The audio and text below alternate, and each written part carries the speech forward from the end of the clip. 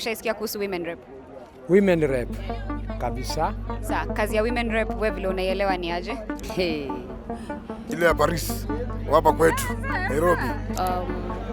Currently in Kenya, in the National Assembly, tuko na 349 seats, while in the Senate, tuko na 67 seats. 90% of women, persons with disability and youth kwa hizo seats wako kwa nominated seats too. Wanawake, it is difficult kuingia into these spaces. Tunaishi katika community ambayo ina consider wanaume kwamba wao ni viongozi, hao ndio wanaweza sema, kisha wanawake wafanye nini, wao ni kufuata. Unajua mwanamke ni elemi ya mwanamke mwenzake. The majority, they want. Asubuhi na mapema wanaweka mara moja. Oye, ma-feminist mko wapi man? Government wants to pia mpito wa machozi huko, so tumejango. Supreme Court ikatuambia Tutapata wapi maendeleo? Hii narrative ya barabara, mafuta nini? Itawezekanaje? 52% of the people of Kenya are women. We need a voice. Na sio ati tunabembelezana, that is our right. Okay, so Esther, ushaisikia maneno ya 2/3 gender rule kwa parliament? Yeah, nishai. Unaelewa nini kuhusu? More about representing women and empowering them so that they can also be in spaces that were otherwise male dominated. I think women are so empowered, like the 2/3 gender rule is not like showing true that. I think it's so outdated. Women can still do what men can do, so it should be brushed off, according to me.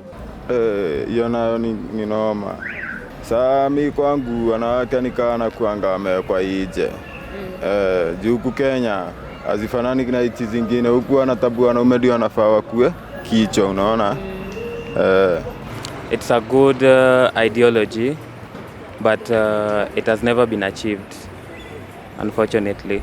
Ni vizuri mwanzo tuelewe mbona hiyo sheria iko. Haifai tunaiweka kama like iliwekwa ndo wanawake waingie kwa political spaces. Ni ati disproportionately wanawake, it is difficult kuingia into these spaces. And it's difficult financially, it's difficult in terms of safety and security, it is difficult in terms of misogyny and a lot of characters kwa hii society yetu inafanya unaangalia mwanamke alafu unajiambia sasa wewe utakuwa kiongozi vipi? 2/3 gender rule was formulated in the Kenyan constitution in the year 2010 because there was need.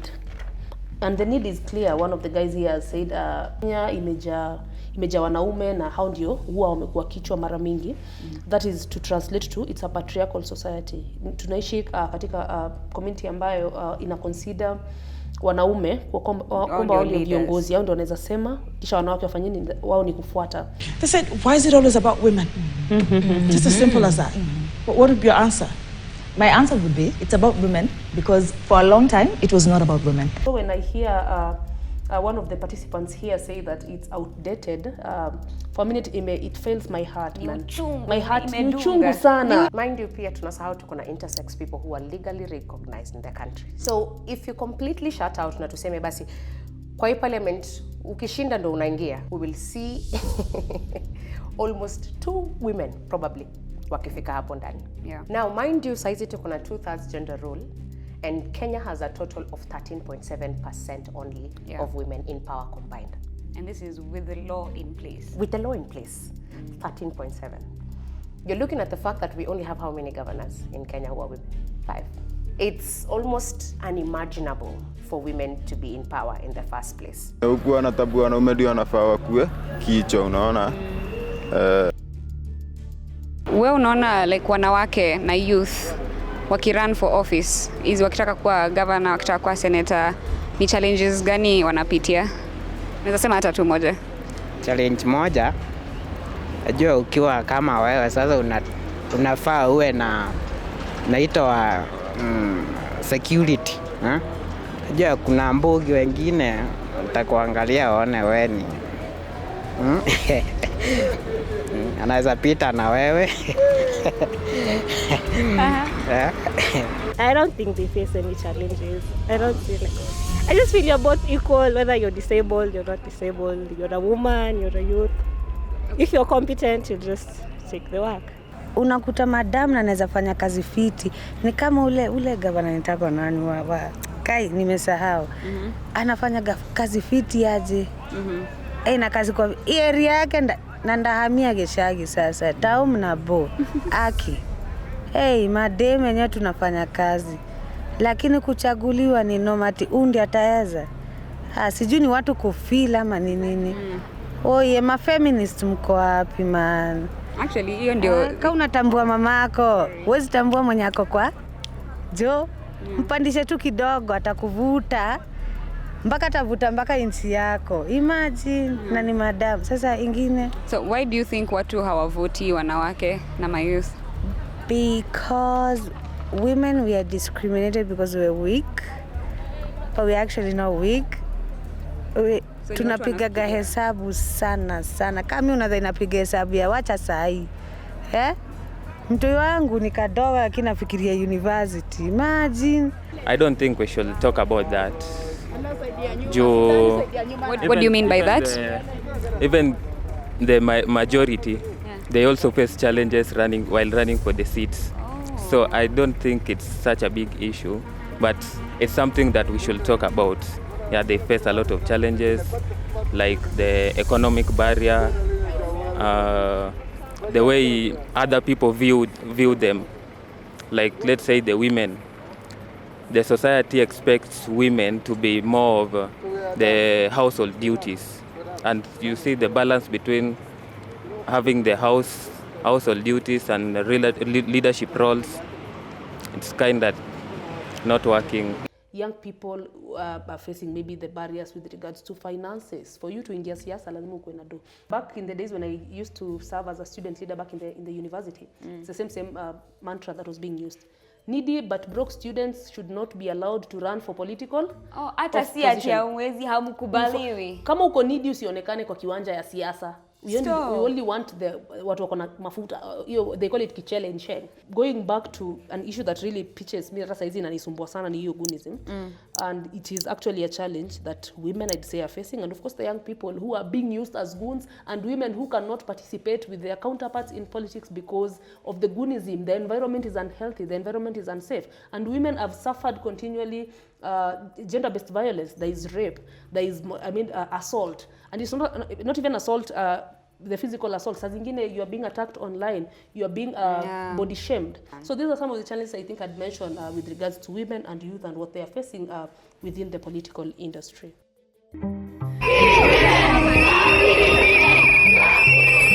These women are protesting against the killing of women and girls in Kenya.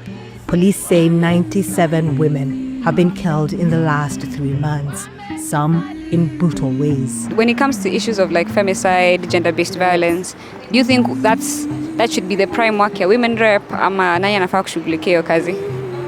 I think that should be the prime work of everyone, because be your brother's keeper. You can't say you can leave the gender-based violence, femicide to just a women rep, because it affects all of us. It can be your sister, your auntie, your grandma, your mom. You can't just leave it to the women rep. Let it be to everyone, the president, the MPs, governors, senators, and that. Yeah. I think it's part of the docket. However, I think it should be a collective thing, because now when we're talking about gender-based violence, it's usually not women against women. It's men, some men, let me say that. You shoot. Yeah, what's in the shoot? It's usually some men doing bad things to women. In this case, murder and violence in general. So it can be like a woman thing, but women are there to represent and tell them that if it happens to you, come talk to us. But men should also tell other men to stop doing it, you know? Yeah. I feel like everyone should be concerned in like handling it, because when it comes to like violation of women, it's not at their women, it's just a human right actually being not being met. So basically, I feel like everyone should handle it, everyone should be concerned about it. That is an overall role as a citizen. The same way we have a right to live, we all have a right to safety. Whenever we say who bears the responsibility, femicide na gender-based violence, mi huona ni kama tunasema hawa sisi binadamu, nani tunafaa kublame mambo yao? Nani atasort hizo issues? Nani anasort hizo issues? Now, Kenyans wanafaa kuelewa Gender-based violence and femicide, which are very brutal forms of violations to women, are usually hate crimes. Ndio nipange nikumalize, nipange nikuue, nipange I abuse you. There's an internal bias system that happens that makes me look at you as in less indifference. than. Yes, as less than, as weak, as a woman, etc, etc, etc. There are so many bargains to eat before these things happen. And then for femicide, for example, it is the end result of continuous unchecked gender-based violence. So who bears this responsibility is a very good question, because again, when we say everybody, who's everybody? Are we also adding more work to the victim? Now, I can take you through who bears this problem. It is men. Oh. I think it is men, because we will not have to be doing all this work if men can help us fight these criminals amongst them. It does not negate that men also go through these forms of violence. Ni ukweli, we are saying the same thing. We're fighting for you too. Yes, we're fighting for you too. But if men could call them out, if men could not stand for oppressive men around them, if men could understand that patriarchy affects them too, and that the biggest engine for patriarchy to continue processing is literally the men. The fact that it's a human being that is being affected, you have to take part in vouching and pushing for justice for the same. You have heard of the women rep, yeah? Yeah. What do you think their primary job or their primary function is of women? The primary function of a women rep, basically from the name itself, women representatives, and additionally, the youth have been given that mandate to represent the youth. Yeah. Okay, I know it's just an MP. It's just additional for women, but they are not making sense. I think kazi yao ni represent women grievances. Na being that they are a woman, they understand it personally. So maybe there's a problem that I can go and tell a man that they'll not understand, and then when I have a woman representing me there and I go and tell them, it will be easier to be understood and represented. Kazi yao ni kazi tu ya kusaidia wananchi, kusaidia kama hao disabilities, na hakuna kitu naona wakifanya. I feel like certain motions should be like brought about by them to like champion for the rights of women, to champion for like women empowerment. Yeah. What do they actually do? Okay, so if today the women reps office was scraped off, will someone notice? Today, will someone notice? I don't think there should be women reps in Kenya. Maybe there should be only one women rep. So either they do their job ama ipunguzwe ikuwe one. Ipunguzwe ikuwe one, actually. Unasema ipunguzwe ikuwe one. There are 47 of them and they can't see any impact. Okay. Women rep ni nani? Anafanya nini? Na kwa nini wakuwe 47? I think I'll use the explanation one of them amesema. From the name, they're there to resourcefully represent the case of women. They're there to resourcefully represent young people. They're there to resourcefully look at the marginalized and the people who are misrepresented and underrepresented in our parliaments. It becomes very scary when women feel so discouraged by the women in power, and then they start making the seat the individual. Oh. We need to separate these seats from the individuals. And that's the same case we have seen even with the presidential seats, with the MP seats. We have made this seat the person, right? Wewe haufanyi kazi. Iyo city yote haifanyi kazi. We have 47 women reps because we have 47 counties. Yes. We have counties that are more marginalized than others. Northeastern, bila women rep, I don't know what we would be talking about. Also, without effective representation of women, I don't know what we will be doing as a country. Our constitution is so robust. What we require is a lot of implementation. Now, are the women reps of Kenya working? Is a question I would really... Naweza uliza tu wa Kenya, jamini, we women rep wako wanafanya kazi kweli? We platform the wrong leaders every time. Every damn time. Utapata the wrongest person who should represent... Who is the worst yes. kwa list? Huyu ndio enda TV kesho. How many people talk about Crystal Asige? How many people talk about Millie Odambo for who she is?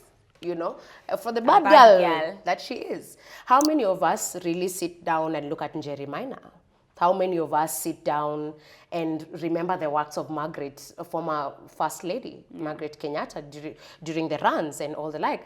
Charity Ngilu was the first woman presidential candidate back then during KANU times. Yeah. So when we put Charity Ngilu in the same place as any other person, then do we demystify and say all these seats should go because, we can't find another Charity Ngilu? Wangari Maathai was an MP. So many women have been on the front of correct leadership. Lakini mimi naona tunapeana platform sana kwa wenye ambao they are not satisfactory leaders. Bad publicity has spread more. And again, I think in politics, bad publicity is publicity, right? For them, anything runs. Bad. But maybe I think the challenge also goes back sisi kwetu kama Wakenya, especially sisi wanawake. Sisi tuna look up into, who do we look up to? Yeah. Who do we look up to? Do we look at Crystal and the work that she's doing? Crystal has pushed for bills. I've seen so many people, I've seen so much evidence of women who are doing a phenomenal job.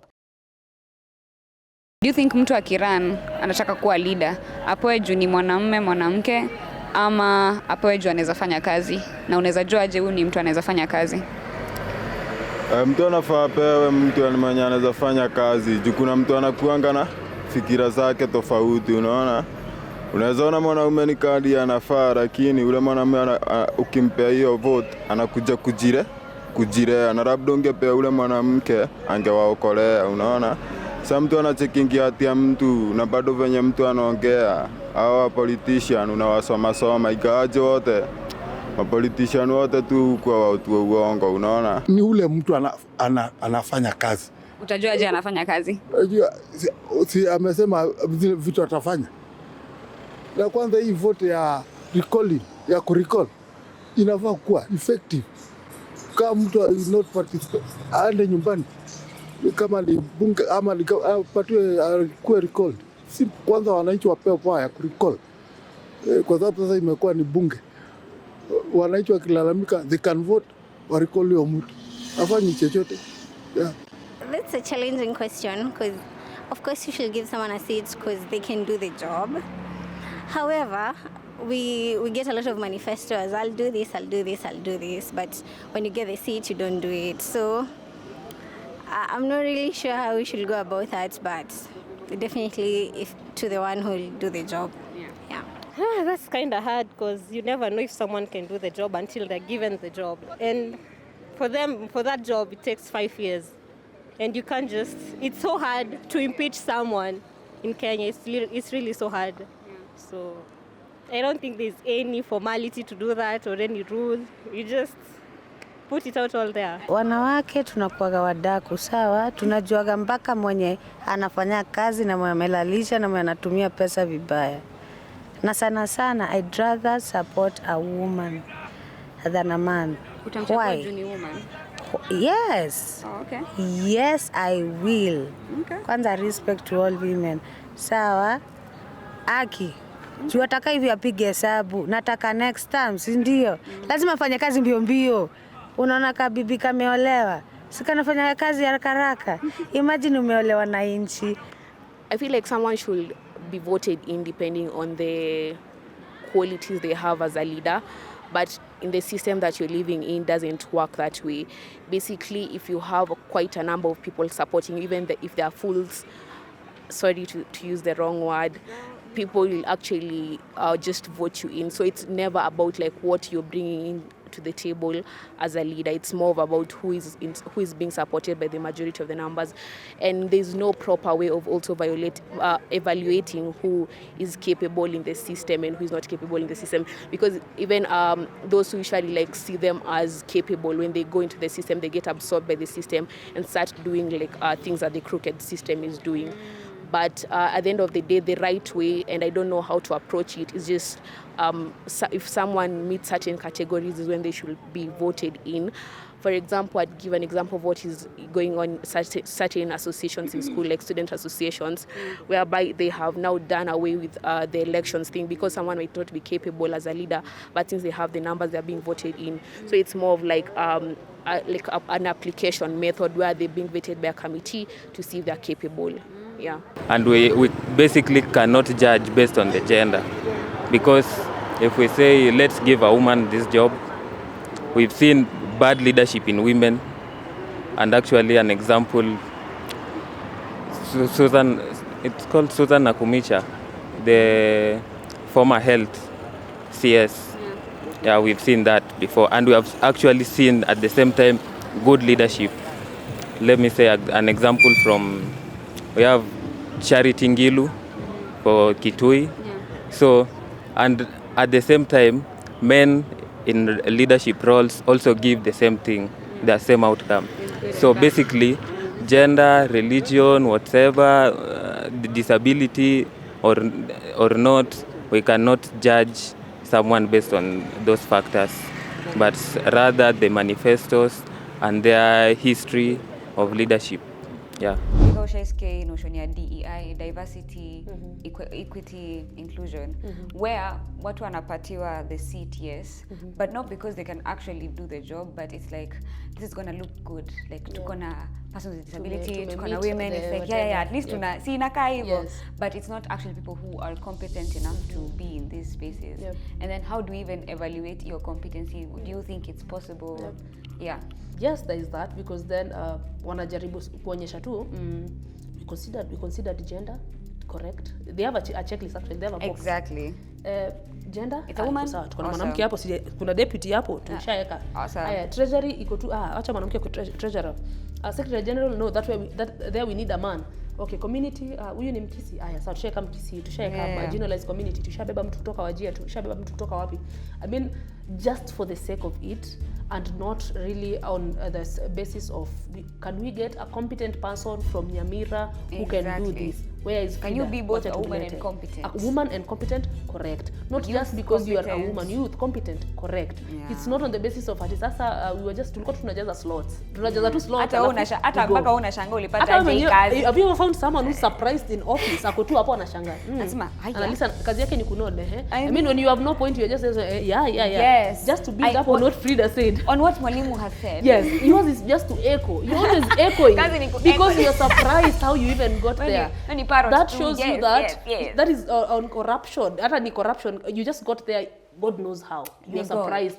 You see, when they say the elephant has known its role in the room now, it does not. It's no longer the elephant. It's not the elephant in the room. So now you found yourself in the room. Lango tu ilijipata, the door has been opened. You are there. So I mean, you're also shocked. Uko shocked venye sisi wengine pia tuko shocked na wewe pia uko shocked na sisi. Some people did not even apply for an opportunity, but they found themselves there. I like the analogy that one of our ladies here used, and I think I've liked her across the explanation. Yeye ndio tip, yani anaongelea kabisa lugha ya ground, even ndivyo kuko. When she says that when a woman, I mean, first of all, she says that even if she does not have a way of evaluating who really is a good leader, she would give priority to a woman first. Why is that so? She thinks that having seen what a woman can do in the house, having seen how a woman can raise kids, having seen so many things, this is a threshold, or rather a test for her to say that, come on, anaweza kuwa interested in the, you see, though even biblically we'd say, if you can be entrusted with little, then we can entrust you with much. Same case. She feels like if a woman has been entrusted to raise kids, and actually they raise them in the proper manner, until ile mtu ametu kufanya makosa ikuwe ni upon them, it's not upon the parenting, a woman has done that well. A woman goes ahead to do this and that in the church service well. So how about if you give her president? Then she can even do better. There is the benefit of doubt. There is trust because of the little she's been given. She's translated into much. Then let us give her the much. Then she will translate it into more much or huge or bigger. So that's a very good analogy. If a woman is given a position of power, she will do so much to prove that actually a woman can do this. Kind of like also overcompensating. Overcompensating. Yeah, I mean, just a woman has to work twice as hard to prove herself. When a man atafanya tu, I mean, I'm a man, I'll just do the basic that is required of me, and I'm out. Wanawake wana exist. So kama wanawake wana exist, representation yao inafaa kuexist. Na inafaa Wakenya, especially sisi wanawake, tuache kuji-explain. Tunaji-explain sana na sisi ni binadamu. And we have a very good number of men who understand what we are saying. A very big number. It's a very small number of men that continue to oppress us. Na wanajijua, sindo? Jitu wako loud. I think we are at a time when Kenya can only go to the next step when women come together in urgency and change this country. And men have to join. Inafaa kufika point Mwanaume akipata na mimi hapa nje haoni any difference. Ananiona kwanza kama binadamu. And my gender is like literally. Oh, hiyo ni by the way. Yeah. The same way tukiwaona tunajua, okay, it's not the first thing inakuja kwa kichwa kati huyu ni mwanaume. Once we come together and say by the at the end of the day, the first thing I should see on you is that you're Kenyan. Yeah. The rest will follow after. We will have created a society everyone will envy.